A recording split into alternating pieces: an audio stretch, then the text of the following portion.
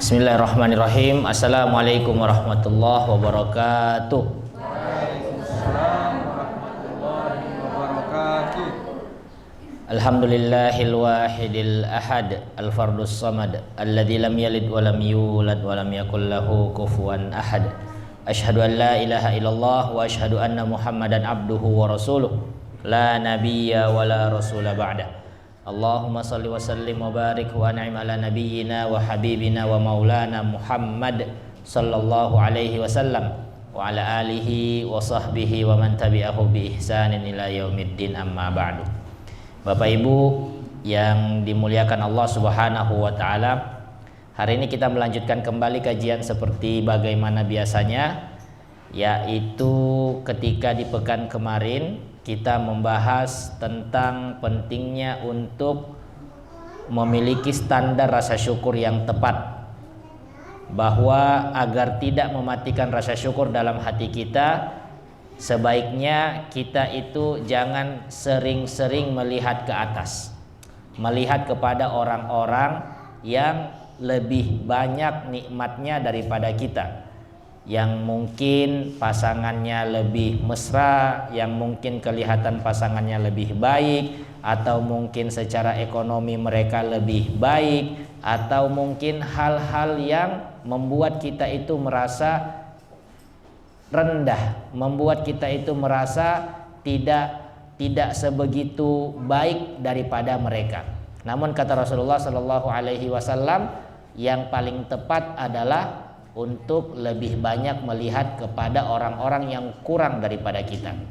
Kita hari ini mungkin merasa bahwa semua nikmat yang kita punya ini masih biasa-biasa saja jika dibandingkan dengan orang yang satu level di atas kita. Tapi kalau mau melihat kepada orang yang satu level di bawah kita, itu akan semakin menghadirkan rasa syukur. Ternyata ada orang di sana yang rumahnya belum ada, atau kendaraannya masih pinjam sana sini dan lain sebagainya. Tapi kita yang sudah diberikan rumah yang tetap misalnya, atau kendaraan yang sudah ada tapi masih sekedarnya, masih ala kadarnya, harusnya bisa menjadi hamba yang lebih pandai bersyukur lagi. Kemudian juga di pertemuan kemarin kita memberikan satu buah doa agar bisa menjadi orang yang terus pandai bersyukur kepada Allah Subhanahu wa taala, yaitu doa Nabi Ibrahim, Rabbi auzi'ni an ashkura ni'matakallati an'amta alayya wa ala walidayya wa an a'mala salihan tardahu wa aslih li fi dzurriyyati inni tubtu ilaika wa inni minal muslimin. Sudah pada hafal Bu Ibu?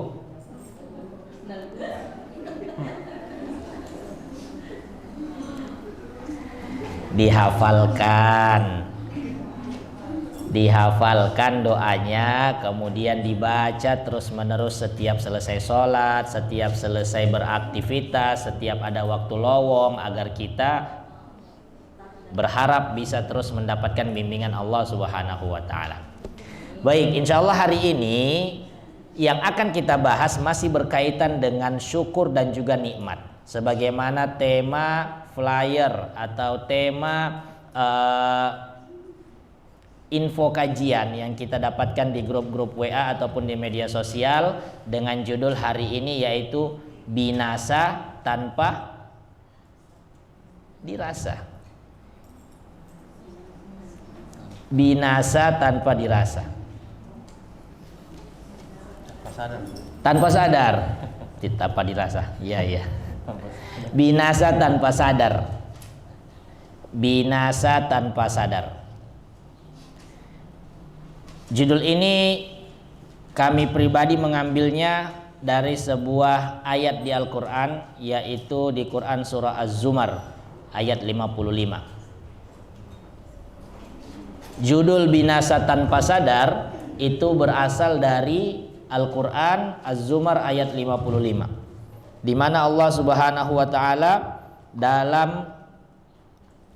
dalam kalimatnya menyebutkan, a'udzubillahi minasyaitonirrajim, wattabi'u ahsana ma unzila ilaikum min rabbikum min qabli ayyatiyakumul adzabu baghtatan wa antum la tash'urun. Pada penggalan terakhir, kalimat-kalimat terakhir dari ayat itu, ketika Allah menyampaikan min qabli ayyatiyakumul adzabu baghtatan wa antum la tash'urun.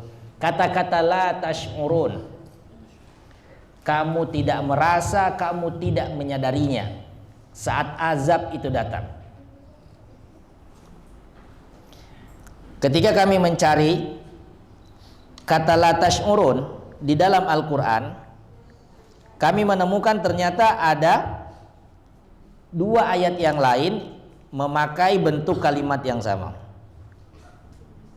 Pertama di Al-Baqarah ayat 154 ketika Allah berfirman, wala taqulu liman yuqtalu fi sabilillahi amwat bal ahya walakin la tash'urun. Janganlah kamu mengatakan orang-orang yang meninggal fi sabilillah, memperjuangkan agama Allah Subhanahu wa taala dan dia wafat di atasnya, mereka itu mati. Tapi sebenarnya mereka hidup dengan semua kenikmatan Allah dan kamu tidak merasakan. Al-Baqarah 154 berkaitan tentang nikmat yang diberikan kepada orang-orang yang mati syahid. Yang kedua, ayat ini Az-Zumar 55. Wattaba'u ahsana ma unzila ilaikum min rabbikum min qabli ayyatiyakumul adzabu baghtatan wa antum la tash'urun. Berhati-hatilah tentang azab yang datang tiba-tiba dan kita tidak menyadarinya. Kemudian yang ketiga yaitu di Al-Hujurat ayat 2, di mana Allah berfirman, ya ayyuhalladzina amanu la tarfa'u aswatakum fawqa sautin nabi wa la tajharu lahu bil qawli kajahri ba'dikum li ba'din an tahbata a'malakum wa antum la tash'urun. Berkaitan juga tentang amalan yang dihapus pelan-pelan dan tidak disadari oleh yang memiliki amalan. Akibat apa? Akibat dia ketika berbicara dengan Rasulullah Shallallahu Alaihi Wasallam suaranya lebih tinggi daripada Rasulullah. Antah batu a'malakum wa antum la tash'urun. Baik.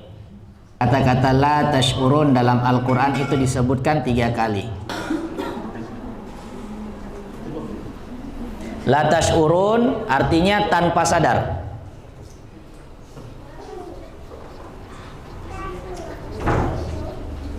La tash'urun artinya adalah tanpa sadar, tanpa kita sadari. Disebutkan dalam Al-Quran 3 kali.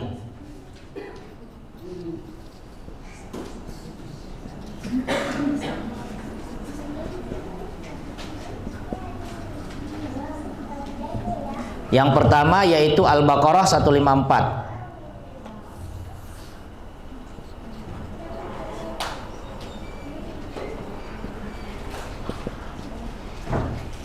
Yang kedua yaitu Az-Zumar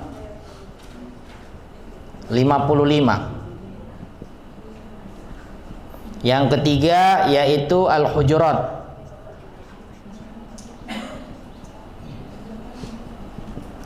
ayat 2. Di sini Allah mengulangi kata ini, la tash'urun. Di Al-Baqarah 154 penyebutannya yaitu berkaitan dengan konteks bahwasanya manusia yang masih hidup tidak menyadari tentang betapa besarnya nikmat yang Allah berikan kepada orang-orang yang meninggal dalam keadaan syahid. Maka dikatakan jangan kalian menganggap mereka mati, tapi mereka sebenarnya hidup di sisi Allah dengan nikmat yang sangat besar mereka dapatkan atas perjuangan dan pengorbanannya dan kalian tidak menyadarinya. Syuhada. Allahumma inna nas'aluka syahadah. Kedua, Az-Zumar. Az-Zumar 55 yaitu konteksnya tentang azab yang datang tiba-tiba tanpa disadari. Azab yang datang tiba-tiba tanpa disadari.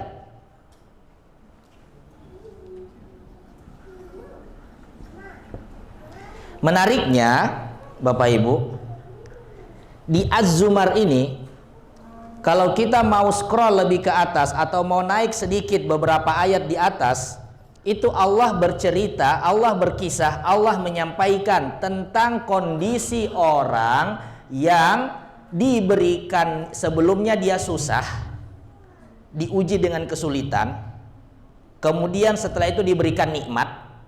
Setelah diberikan nikmat, dia mengatakan bahwa nikmat ini bukan dari yang maha kuasa, bukan dari Allah, tapi atas hasil kerja kerasnya sendiri.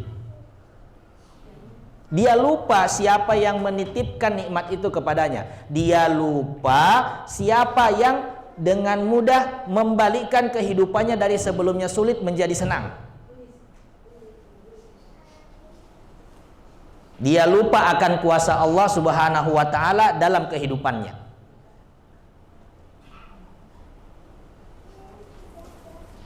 Itu tentang azab. Maka bagi orang-orang yang lupa itu, Allah ingatkan di ayat 55 akan yang namanya azab turun kepada mereka dan mereka tidak sadar kalau sedang diazab.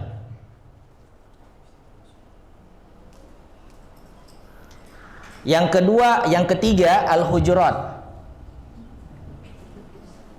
Kata-kata tidak disadari di sini pada konteks surat Al-Hujurat berkaitan dengan amal yang dihapus. Sempat kita singgung kemarin toh. Sempat kita singgung bahwasanya kita jangan pernah merasa cukup dengan amal soleh yang sudah kita lakukan. Kita tidak tahu di mana di antara amal soleh tersebut yang betul-betul terus diterima Allah dan terjaga sampai kita wafat.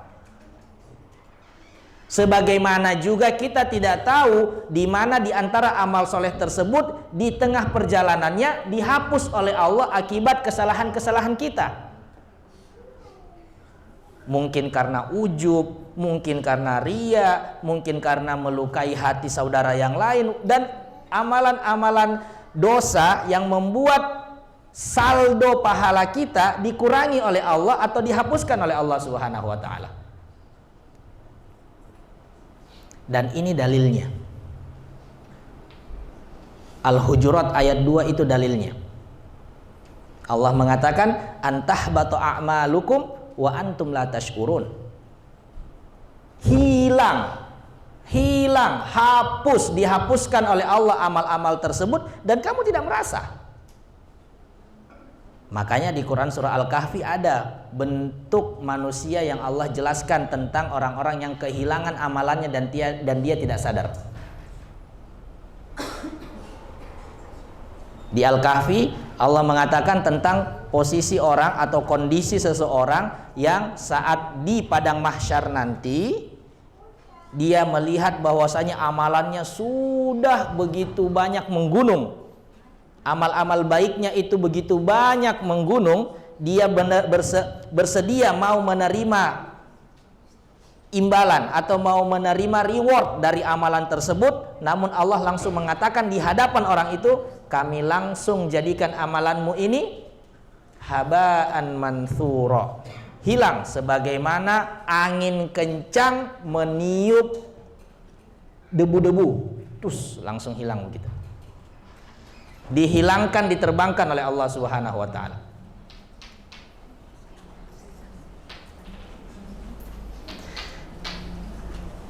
Baik, yang ingin saya sampaikan Bapak Ibu, dari 3 ayat yang mengatakan tentang kata-kata tanpa sadar ini, kalau kita mau telaah dengan seksama, semua itu ternyata berkaitan dengan nikmat. Yang pertama ini nikmat bagi syuhada. Yang kedua ini Az-Zumar, itu pada ayat-ayat sebelumnya itu ayat 49, fa idza massal insanu dzurrun da'ana tsumma idza khawalnahu ni'matan minna qala innama utituhu ala ilm. Ayat 49 itu yang menjelaskan tentang nikmat. Penelusuran kami dari ketiga ayat yang berkaitan dengan kata-kata tanpa sadar, ternyata itu banyak korelasinya dengan nikmat. banyak korelasinya atau banyak hubungannya dengan nikmat yang Allah sudah berikan dalam kehidupan seorang manusia, tapi tidak dia syukuri dengan baik, akhirnya nikmat tersebut malah menjadi bumerang bagi dirinya untuk diberikan azab, untuk dihancurkan, untuk dihapuskan amalannya. Wal iyazubillah. Kemarin kami sempat mengisi salah satu manasik travel.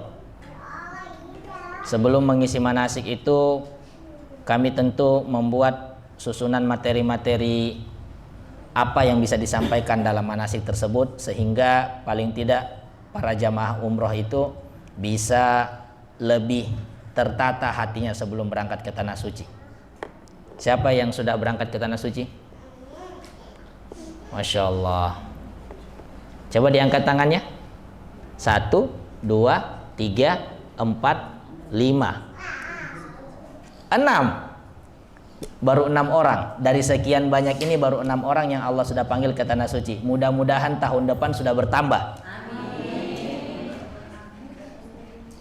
Mudah-mudahan tahun depan sudah bertambah, makin banyak yang bisa berangkat ke tanah suci, sampai seluruh ibu-ibu, bapak-bapak yang ada di Mu'alaf Center ini bisa berangkat ke tanah suci semuanya. Tidak ada yang mustahil, Bu. Tidak ada yang mustahil, Bu. Hanya untuk tanah suci itu kecil bagi Allah. Kecil.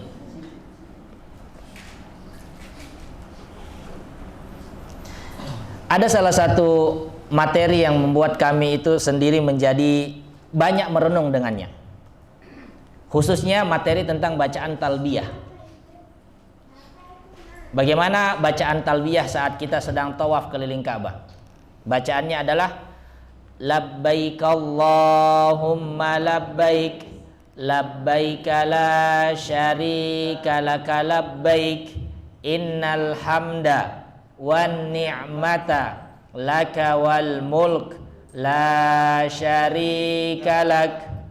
Sekali lagi, labbaik Allahumma labbaik labbaik la syarika laka labbaik innal hamda wan ni'mata laka wal mulk la syarika lak. Biar afdol ganjil, karena kata dalam Rasul, kata hadis, Allah suka yang ganjil. Innallaha witron, innallaha yuhibbu witron. Sekali lagi supaya ganjil ya, Bu. 1, 2, 3. Labbaik Allahumma labbaik labbaik la syarika laka labbaik innal hamda wan ni'mata laka wal mulk la syarika lak. Mudah-mudahan semuanya bisa berangkat ke tanah suci. Amin. Dalam bacaan talbiyah, kalau kita mau membedah satu-satu, ternyata kesimpulannya bahwa proses perjalanan ibadah di tanah suci itu adalah cara Allah memuliakan kita, adalah cara Allah untuk menyadarkan kembali siapa diri kita. Dimulai dari kata labbaik Allahumma labbaik, kami datang ya Allah untuk menghadiri, menjawab panggilanmu. Jadi perlu diingat di sini Bapak Ibu, bahwa ke tanah suci itu sebuah bentuk undangan tamu.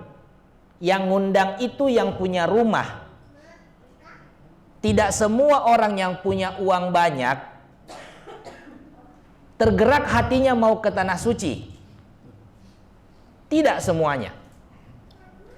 Jadi kalau tolak ukurnya ke tanah suci itu adalah uang, tentu mereka yang punya uang banyak itu lebih dahulu ke sana dibandingkan para tukang beca atau tukang bubur.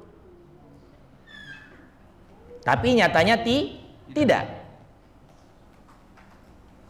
Maka berangkat ke tanah suci itu murni panggilan Allah kepada orang-orang yang Allah sudah pilih. Tujuannya apa? Untuk dimuliakan dia di sana.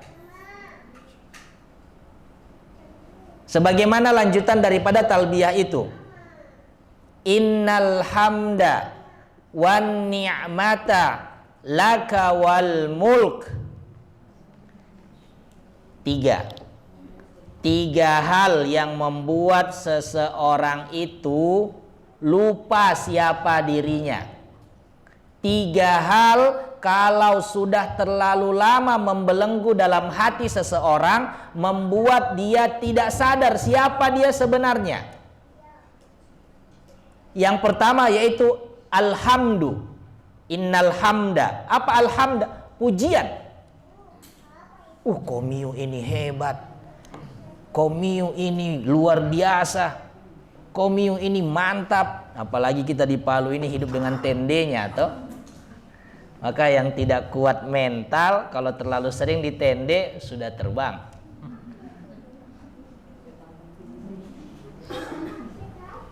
Sering dipuji itu membuat manusia lupa diri. Maka Rasul Shallallahu Alaihi Wasallam sendiri memberikan yang namanya panduan kepada kita umatnya agar berhati-hati kalau sering bertemu dengan orang yang terus-menerus memuji kita. Kata Rasul, kalau ada orang yang sering memuji kita terus-menerus, sumpel mulutnya pakai debu. Disumpel pakai debu itu maksudnya dilemparkan debu, mulutnya tutup dengan debu supaya tidak lagi banyak-banyak kata-kata yang keluar untuk memuji kita. Karena Rasul mengetahui bahwasanya pujian itu bisa merubah seseorang. Dan Rasul juga menyampaikan pujian yang paling baik itu ketika pujian tersebut dilontarkan atau disampaikan ketika orang yang dipuji tidak ada di majelis itu. Jadi jangan terbalik Bapak Ibu, jangan terbalik. Biasanya di belakang orangnya yang dibilang kejelekannya itu ghibah. Tapi Rasul malah menganjurkan kalau tidak ada orangnya yang disebut adalah kebaikan-kebaikannya dipuji. Itu kepujian paling terbaik. Apalagi kalau disebut dalam doa-doanya. Karena ketika disebutkan dalam doa, cuma yang berdoa sama Allah yang tahu siapa yang dipuji. Maka apa yang membuat seseorang manusia itu lupa dengan dirinya? Pertama adalah pujian. Innal hamda. Yang kedua, wan ni'mata. Nikmat.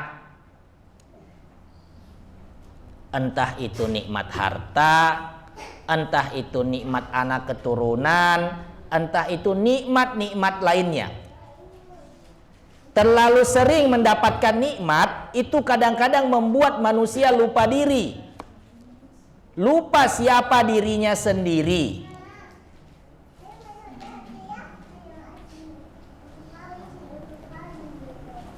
Dan ini sama dengan apa yang akan kita bahas. Ketika orang banyak mendapatkan nikmat, kemudian dia ingkar dengan nikmat tersebut dengan mengatakan bahwasanya ini semua hasil jerih payah saya, bukan pemberian yang maha kuasa. Maka saya yang lebih berhak untuk mengelolanya seperti apa? Allah katakan, pertegas lagi di Az-Zumar ayat 55, hati-hati dengan azab yang akan datang tiba-tiba, bahkan kamu tidak menyadarinya sedang diazab. Lalai dia, karena apa? Karena nikmat. Waliyazubillah. Kemudian yang ketiga, yang membuat seseorang itu lupa dengan dirinya apa? Al-mulk. Jabatan, kedudukan, status sosial. Mohon maaf, kalau misalnya ada bapak ibu yang di luar sana ketika sudah pakai baju kebesarannya, entah itu baju yang berkaitan dengan tempat kerjanya atau dimanapun dia berada, saat dia memakai baju itu, status sosialnya di hadapan orang lain menjadi lebih tinggi. Hati-hati, hati-hati jangan sampai kita ambil kenikmatan untuk mau mendekat kepada Allah akibat terlena dengan jabatan itu. Wal-iyazubillah. Sumal-iyazubillah. Kedudukan, jabatan, kekuasaan itu salah satu bentuk yang paling sering menggoda manusia sehingga membuat dia lupa dengan dirinya. Makanya ketika seseorang mau datang ke tanah suci, diundang oleh Allah Subhanahu wa taala, Allah seakan-akan berkata kepada orang tersebut, tinggalkan semua hal-hal yang membuat kamu lupa siapa diri kamu sebenarnya. Semua pujian yang kamu terima, semua nikmat yang sudah kamu rasakan, semua kedudukan jabatan yang kamu miliki hari ini, aku tidak mau kamu datang kepadaku dengan kondisi seperti itu. Aku mau engkau datang kepadaku dalam kondisi bahwasanya engkau hanyalah seorang hamba yang mengharapkan ridhoku.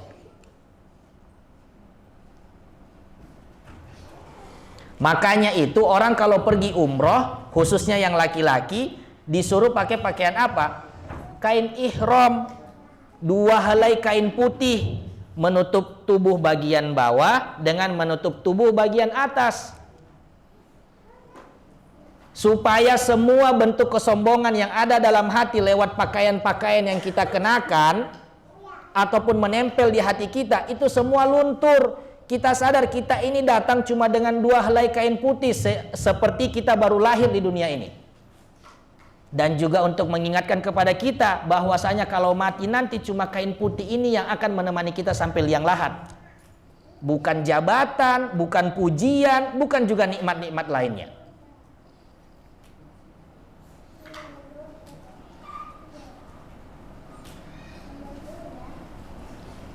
Jadi orang yang dipanggil ke tanah suci oleh Allah Subhanahu wa taala menjadi tamunya, itu adalah sebuah bentuk Allah ingin mengangkat derajat orang tersebut sembari mengingatkan dia, jangan lupa siapa kamu sebenarnya.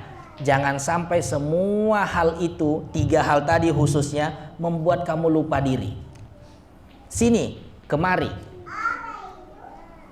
mendekat kepadaku, beribadah kepadaku, hingga nanti aku akan ampuni semua dosa-dosamu.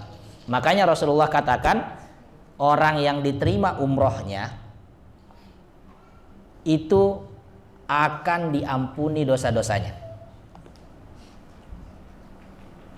Dalam hadis riwayat An-Nasai, Rasulullah SAW menyampaikan, Al-Hajjaju wal-Ammaru wafdullah. Orang-orang yang pergi berhaji atau orang-orang yang pergi berumroh, mereka adalah tamu-tamu Allah.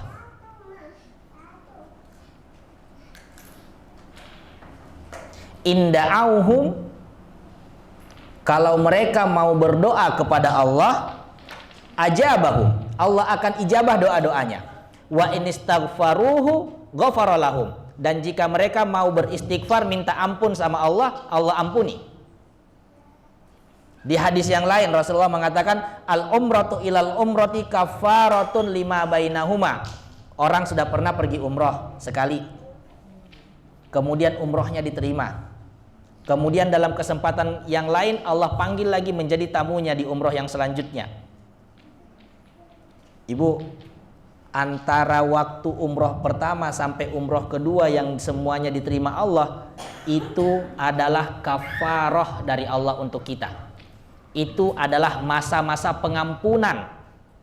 Itu adalah waktu-waktu semua kesalahan kita diampuni dan dihapuskan oleh Allah Subhanahu wa taala.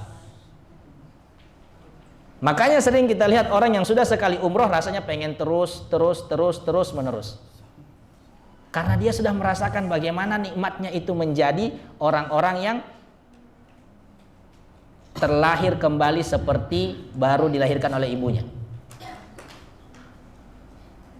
Tidak lagi terbelenggu hatinya dengan 3 nikmat itu, pujian, nikmat, dan juga yang satu lagi, kedudukan atau jabatan.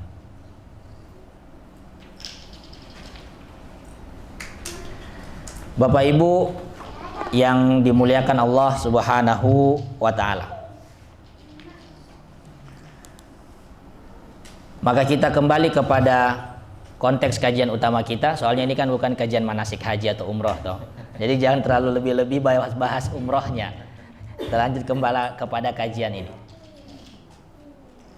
3 hal ini yang maknanya itu tanpa sadar, ternyata semuanya berkaitan dengan nikmat. Maka sebenarnya seseorang ketika mendapatkan nikmat oleh Allah Subhanahu wa taala, yang pertama kali harus dia pikirkan bukan bagaimana nikmat ini saya tahan lama-lama. Bukan bagaimana nikmat ini saya simpan terus-menerus, tidak usah orang lain rasakan, kalau bisa saya saja yang habiskan. Bukan. Ketika seseorang mendapatkan nikmat dari Allah Subhanahu wa taala, sebenarnya disitulah dia sedang diuji oleh Allah Subhanahu wa taala. Bagaimana kamu mau bersikap dengan nikmat ini? Yang dikasih harta, yang dikasih turunan, yang dikasih jabatan, apapun bentuk nikmat itu, yang dikasih kesehatan. Saat kita sedang mendapatkannya, bukan bagaimana kita mau menahannya lama-lama untuk diri kita, tidak. Tapi Allah sedang menguji, mau dia apakan nikmat yang saya titip ini.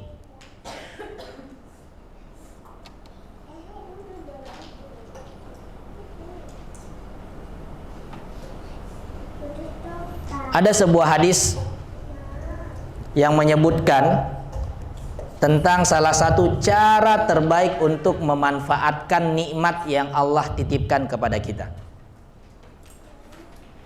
Bahwasanya Rasul berkata, harta kamu itu, nikmatnya di sini yang dibahas konteksnya adalah harta. Dalam contoh hadis ini, harta kamu itu adalah apa yang kamu makan, yang kamu pakai, dan yang kamu sedekahkan.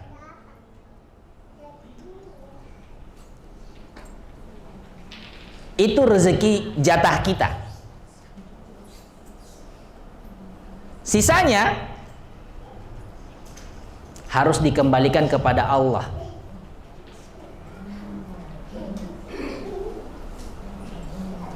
Sisanya itu adalah dikembalikan kepada sang pemilik aslinya. Makanya saya ingat itu salah satu perkataannya almarhum Coach Stephen. Nikmat yang dikasih ini itu cepat atau lambat pasti akan kembali kepada sang pemilik nikmatnya. Tinggal kita yang mau memilih, dikembalikan dengan cara yang baik-baik atau diambil secara paksa. Dikembalikan dengan cara yang baik-baik itu ya kita lewat bersedekah, membantu orang lain. Diambil secara paksa, diambil lewat cara musibah. Rumah terbakar, toko terbakar, atau kendaraan tiba-tiba langsung hancur, tabrakan dan lain-lain. Itu caranya kembali secara paksa. Maka setiap kali kita mendapatkan nikmat, jangan buru-buru merasa bahwa itu milik saya sepenuhnya, itu milik saya seutuhnya. Tidak. Tapi saat kita pertama kali mendapatkan nikmat, yang harus dipikirkan adalah ini Allah sedang menguji saya. Maka bagaimana saya harus menyikapi ujian tersebut supaya bisa lulus? Kan yang nama ujian pasti harapannya ada yang lulus. Betul? Sama seperti Bapak Ibu kalau misalnya ikut ujian di Mu'alaf Center setiap 3 bulan 1 kali, harapannya selalu pengen lulus. Maka orang kalau dikasih ujian tidak ada harapannya tidak mau lulus. Begitu juga saat mendapatkan ujian nikmat. Duduk dulu sejenak, difikirkan, direnungkan bagaimana supaya saya lulus dalam ujian nikmat ini.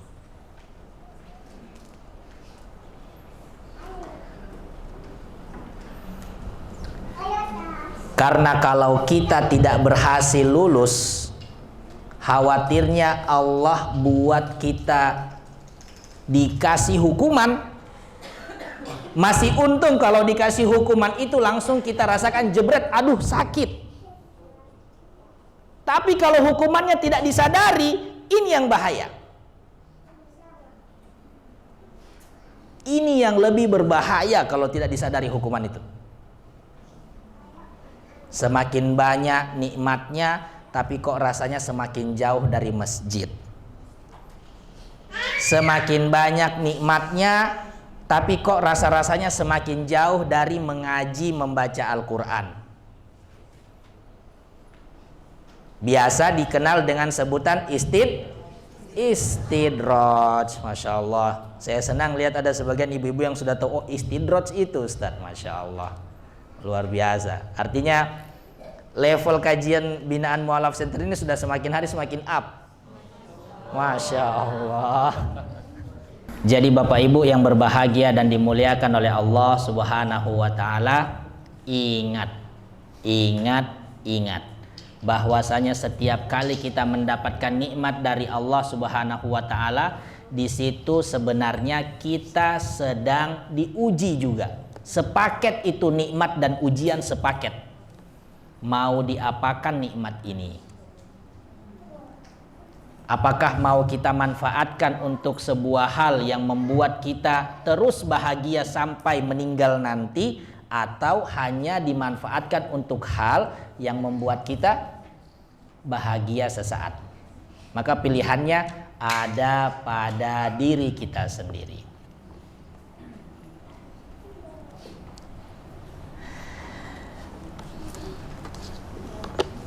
Bapak Ibu yang berbahagia dan dimuliakan oleh Allah Subhanahu wa Ta'ala, cukup untuk kajian hari ini, karena akan ada pengumuman kelas, pengumuman penerimaan binaan baru, dan juga hal-hal yang berkaitan tentang kelas mengaji kita.